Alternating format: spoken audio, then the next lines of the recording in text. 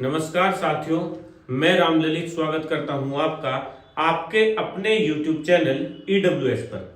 साथियों, जैसा कि सभी को पता है कि वो समय आ चुका है जिसका आपको बेसब्री से इंतजार था। जी हाँ, मैं बात कर रहा हूं किसकी भला, आरआरबी ALP, ठीक है ना, असिस्टेंट लोको पायलट की जो एग्जाम डेट है वो आपके सामने आ चुकी है और बहुत ही कम समय आपके एग्जाम में बचा हुआ है। मैं अभी आपको आगे वीडियो में बताऊंगा कि कैसे आपको इस एक सप्ताह को, आपको कैसे इन 7 दिनों को 14 दिन में बदलना है, 21 दिन में बदलना है। आपकी जो स्ट्रेटेजी है वो आगे क्या होनी चाहिए, ठीक है ना, कैसे अब आपको इन दिनों को अपना जो समय है उसको जो है सुनियोजित तरीके से कैसे आगे सुचारू रूप से लागू करना है, ठीक है ना। चलिए पहले जल्दी से बात कर लेते हैं आरआरबी ALP की, ठीक है ना। जैसे कि आप लोग देख पा रहे हैं टोटल वैकेंसी कितनी थी भाई, 18,799 पदों के लिए 20/1/2024 में ये फॉर्म हमने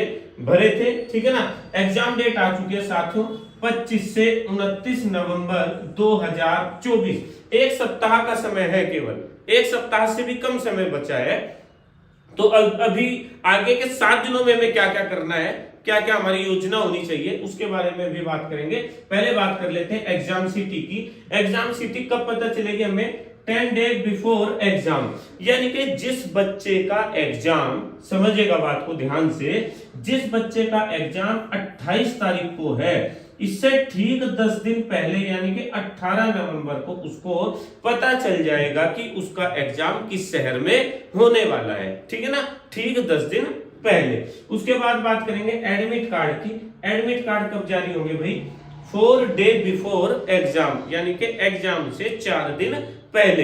इसका मतलब क्या हुआ, जिस बच्चे का एग्जाम 28 तारीख को है, इससे 4 दिन पहले यानी कि 24 तारीख को उसका एडमिट कार्ड खुल जाएगा, उसको पता चल जाएगा कि किस कॉलेज में या कहां पर उसका एग्जाम होने वाला है, ठीक है ना। चलिए देखिए, अभी थोड़ी सी बात और करते हैं इसके बारे में। देखिएगा, ये यहां पर नोटिफिकेशन में आप लोग पढ़ पा रहे हैं, क्या पढ़ पा रहे हैं भाई, ठीक है ना।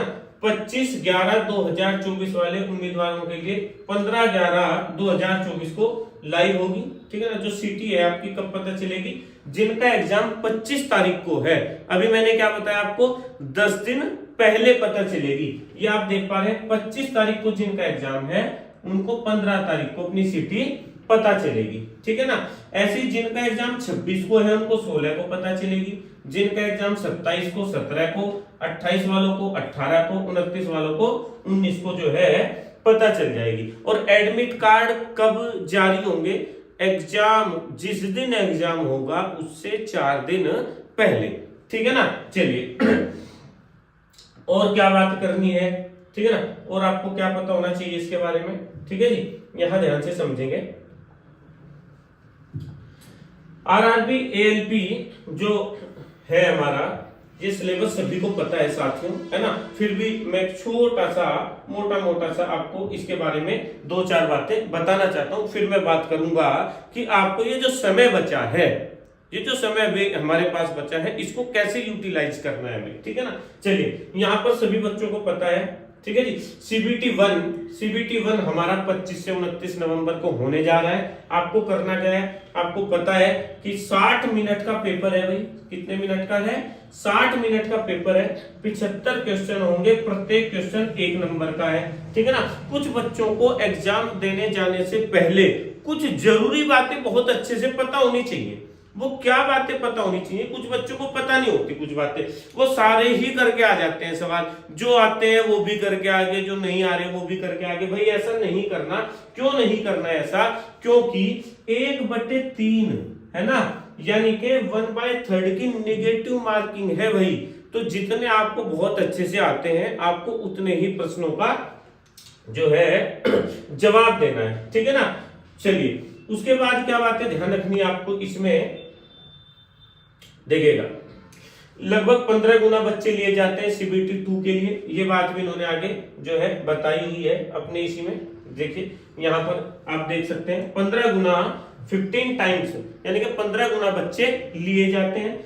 4 सब्जेक्ट आपको खास तौर से इसमें पता होने चाहिए। कौन कौन से? मैथमेटिक्स, ठीक है जी, गणित, देखिए मैथमेटिक्स आपको पता हो, उसके बाद मेंटल एबिलिटी यानी कि रीजनिंग पता हो, और उसके बाद क्या आ जाती है भाई? उसके बाद आ जाती है हमारी जीके। और जीके को हम यहाँ 2 भाग में पढ़ पा रहे हैं। क्या? जनरल साइंस एक पार्ट है हमारा, ठीक है जी, और जनरल अवेयरनेस दूसरा पार्ट है हमारा। साइंस भी इसमें आती है और करंट अफेयर भी अच्छी खासी इसमें पूछी जाएगी आपसे, ठीक है जी।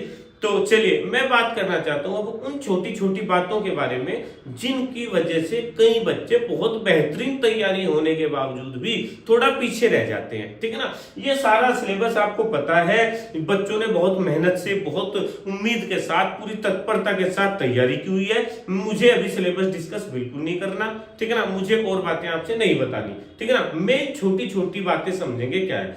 सबसे पहली बात, आप अपनी आईडी वगैरह बहुत अच्छे से देखभाल करके एग्जाम सेंटर पर लेकर के जाए। हर एक बच्चे के पास अपनी भाई कम से कम 2 आईडी हो, ठीक है ना। भले ही जरूरत एक की भी ना पड़े आपको, लेकिन आपके पास आपकी 2 आईडी होनी चाहिए। कभी कभी क्या होता है, एक आईडी में थोड़े बहुत नाम की मिस्टेक हो जाती है, तो वो दूसरी आईडी आप वहां पर लगा सकते हैं। आपके पास आपकी आईडी की फोटोकॉपी भी हो, आपके पास अपने आधार कार्ड वगैरह जो भी है उनकी फोटोकॉपी हो, और जो एडमिट कार्ड आप साथ लेकर गए हैं उसकी भी एक आध फोटोकॉपी एक्स्ट्रा अपने पास रखें। कभी कभी सेंटर पर जाकर किसी फोटोकॉपी की जरूरत पड़ती है, लेकिन आपको पता चलता है भाई आसपास तो किसी फोटोकॉपी वाले की दुकान ही नहीं है, आप बड़ी भाग दौड़ करते हो, है ना। उस सबसे बचने के लिए आपको जो है करना क्या है, सारी चीजें समय पर अपने पास रखकर और समय से पहले आपको एग्जाम सेंटर पहुंचना है। दूसरी बात, जो मेन बात है वो ये है कि अब आने वाले 7 दिनों में क्या करना है। अब ध्यान से समझिएगा बात, ठीक है ना। जो भी बच्चा एक प्रैक्टिस सेट आज की तारीख में लगा रहा है, इन 7 दिनों को अगर 14 दिन बनाने हैं तो क्या करना पड़ेगा भाई, उसे 2 प्रैक्टिस सेट हर रोज लगाने शुरू कर दो। तो 7 के 14 दिन बना दिए, समझो उसने। जो बच्चा एक प्रैक्टिस सेट आज लगा रहा है, वो बच्चा आज से अगर 3 प्रैक्टिस सेट, 3 मॉक टेस्ट देने शुरू कर दे तो 7 या 21 दिन बना दिए भाई उसने, ठीक है ना। जिस बच्चे का पेपर आज से 10 दिन बाद है और वो 3 प्रैक्टिस सेट आज लगा रहा है एक दिन में, तो 10 गुना 3 यानी कि 30 प्रैक्टिस सेट उसने लगा दिए। उसने इन 10 दिनों को पूरा महीना बना दिया अपना। अपने ऊपर विश्वास रखो। ये 7 दिन का फासला कैसे तुम्हें तय करना है, इसकी योजना तुम्हें अपने आप तैयार करनी पड़ेगी, ठीक है ना। मंजिल सामने है, ये 7 दिन का 10 दिन का फासला है केवल, ठीक है ना। मंजिलें क्या है, रास्ता क्या है, हौसला हो तो फिर फासला क्या है, ये फासला कैसे तय करना है ये हमें सोचना पड़ेगा, ठीक है ना। मॉक टेस्ट ज्यादा से ज्यादा दें। मैं आपको बता दूं हमारे चैनल पर ईडब्ल्यूएस पर ही, ठीक है ना, रही सर आरआरबी रेलवे की special PYQ previous year question की सीरीज चलाई हुई है। आप वहां से भी हेल्प ले सकते हैं। मैथमेटिक्स की क्लास होती है रईस सर की, ठीक है ना।